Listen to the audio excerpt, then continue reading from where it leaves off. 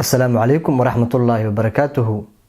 Insha Allah halkan waxaan kasoo gudbinaynaa qaabka saxda ah ee loo weyse qaato ee ka bogasho wacan insha Allah. Inta samaha sheegta oo sifeesa waa in yar ee subscribe taha dhaafin.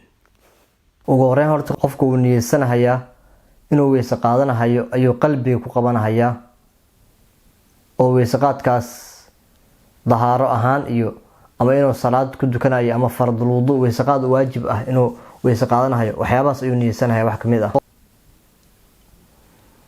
waxaa la rabaa qofka in wajiga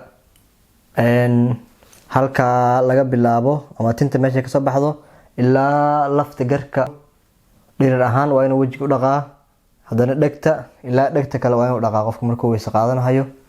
xoogaa inuu ku daro ayaa la rabaa qoorta. biyahana waxaa loo baahan yahay inay biyaha ay caadi u socdaan ee inuu qofku biyihiisaas u marmariyo lama rabo. biyaha inay caadi u socdaan ayaa la rabaa oo dabeecadooda ay ku socdaan oo biyaha qaabkay u soconayaan dureersiga ah waa inay biyo ku dureersadaan wajigii ayaa loo baahan yahay.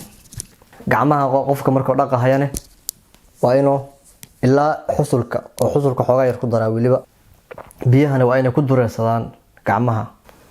kabacdi madaxa ayuu wax kamid ah masaxaya. masaxitaan weeyaan ee dhaqitaan maahan.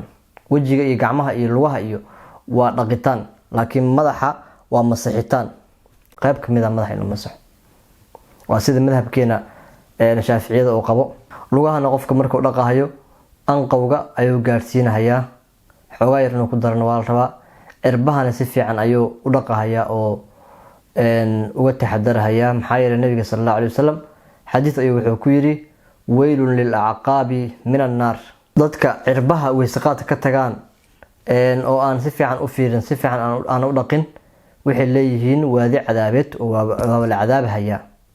marka qofka sida inuu weyse qaato ayaa loo baahan yahay insha Allah taala.